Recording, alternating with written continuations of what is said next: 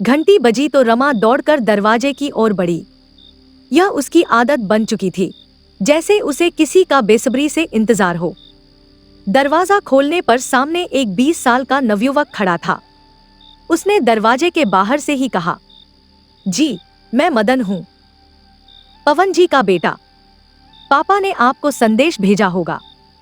रमा ने मुस्कुराते हुए कहा, अरे आओ आओ, पवन जी ने बताया था तुम आने वाले हो। मदन संकोच करता हुआ भीतर आ गया। उसने एक बैग पकड़ाते हुए कहा, यह पापा ने आपके लिए भेजा है। ताजा फल, सब्जियां और अचार है। रमा ने उत्साह से बैग लिया और उसे बैठने का आग्रह किया। चाय नाश्ता करते हुए रमा ने कहा, तुम यहीं रहो, यह घर तुम्हारा ही है। पढ़ाई पर ध्यान दो। तुम्हारे पापा को मैंने कह दिया है कि सब कुछ संभाल लूंगी। मदन ने थोड़ी हिचक के बाद हामी भर दी। उसी दिन वह अपना सामान अंदर ले आया। अगले दिन रमा ने मदन को अपने पति सुरेश से मिलवाया। वह हैरान रह गया जब उसने देखा कि सुरेश मकान के पिछले कमरे में खामोश लेटे हुए थे। कमाल है, मदन ने सोचा, कल पूरे दिन और रात मैंने इनकी आवाज तक नहीं सुनी। रमा ने कहा, सुरेश जी दिन भर सोते हैं और रात भर जागते हैं, लेकिन कल कुछ ज्यादा ही थके हुए थे तो पूरा दिन सोते ही रह गए। मदन ने धीरे धीरे उस घर को अपना मान लिया। सुरेश की स्थिति को देखते हुए वह रमा के कामों में मदद करने लगा। मदन और रमा के बीच बातें बढ़ने लगी। एक दिन मदन ने पूछा, आपके पति को क्या हुआ है? रमा ने गहरी सांस लेते हुए कहा, पिछले साल ये पेड़ से गिर पड़े थे। कमर और पैर पर चोट आई है। अब चलने फिरने में बहुत तकलीफ होती है। डॉक्टर ने कहा है कि ठीक होने में समय लगेगा। तब तक फिजियोथेरेपी और आराम करना जरूरी है। मदन ने सहानुभूति जताई और कहा, आपकी शादी को कितने साल हुए? 4 साल, रमा ने कहा। जब तुम 10वीं के बोर्ड की तैयारी कर रहे थे तब हमारी शादी हुई थी, तुम्हें याद होगा। मदन ने सिर हिलाते हुए कहा, हाँ याद है, लेकिन तब मैं स्कूल के कामों में इतना व्यस्त था कि शादी में नहीं आ सका। मदन और रमा के बीच का रिश्ता बदलने लगा। रमा के मन में एक नई उमंग जागने लगी। उसका रोजमर्रा का बेजान जीवन जैसे किसी रंगीन तस्वीर में बदल गया था। मदन का मासूम व्यवहार और उसकी मदद करने की आदत रमा को भाने लगी। एक दिन मदन ने रसोई में रमा की आंखें बंद कर दी और शरारत भरे अंदाज में कहा, रमा दीदी, आज का सारा काम मेरा, आप बस आराम करें। रमा मुस्कुराई, लेकिन अगले ही पल मदन की बातों में कुछ ऐसा था जिसने उसे भीतर तक झकझोर दिया। सुरेश ने धीरे धीरे महसूस करना शुरू किया कि घर में कुछ बदल रहा है।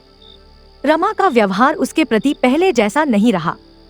जहां पहले वह रात को अलग अलग सोती थी, अब वह उससे कुछ दूरी बनाए रखने लगी थी। एक दिन सुरेश ने रसोई से अजीब सी आवाजें सुनी। वह छड़ी के सहारे कमरे से बाहर निकला और रसोई तक पहुंचा। वहां उसने जो देखा वह उसे अंदर तक हिला गया। रसोई में रमा और मदन एक दूसरे के बेहद करीब थे। सुरेश कुछ पल खड़ा रहा, लेकिन उसकी उपस्थिति का उन दोनों पर कोई असर नहीं हुआ। वह वापस कमरे में लौट गया और बिस्तर पर लेटकर सोचने लगा, क्या मेरी पत्नी मुझे धोखा दे रही है? उस रात सुरेश सो नहीं पाया। रमा के व्यवहार में आया बदलाव और मदन की बढ़ती नजदीकियां उसे परेशान कर रही थी। अगले कुछ हफ्तों में सुरेश ने रमा और मदन पर नजर रखनी शुरू कर दी। एक दिन उसने रमा और मदन को गुपचुप बातें करते सुना। उसकी आशंका सच साबित हुई। सुरेश ने तय किया कि वह चुप नहीं रहेगा। उसने रमा से सीधे बात करने की कोशिश की, लेकिन रमा ने उसे अनदेखा कर दिया। एक रात जब रमा और मदन रसोई में अकेले थे, सुरेश ने अपनी छड़ी उठाई और रसोई में चला गया। वहां उसने दोनों को एक बार फिर आपत्तिजनक स्थिति में पाया। बस, बहुत हुआ, सुरेश चिल्लाया। रमा और मदन चौंक गए। रमा ने डरते हुए कहा, सुनो, यह वैसा नहीं है जैसा आप सोच रहे हो। सुरेश ने कहा, मुझे कुछ नहीं सुनना, मैं सब समझ चुका हूं। तुमने मेरे विश्वास को तोड़ा है। अगले दिन मदन ने घर छोड़ दिया। रमा और सुरेश के बीच खटास बढ़ गई। सुरेश ने फैसला किया कि वह रमा को तलाक देगा। लेकिन कहानी यहीं खत्म नहीं हुई। रमा और मदन के रिश्ते ने सुरेश के जीवन को बदल दिया। रमा ने महसूस किया कि उसने एक बड़ी गलती की है, लेकिन उसे वापस पाने के लिए कोई रास्ता नहीं बचा। विश्वास एक ऐसा धागा है जिसे तोड़ने पर रिश्ते हमेशा के लिए बिखर सकते हैं।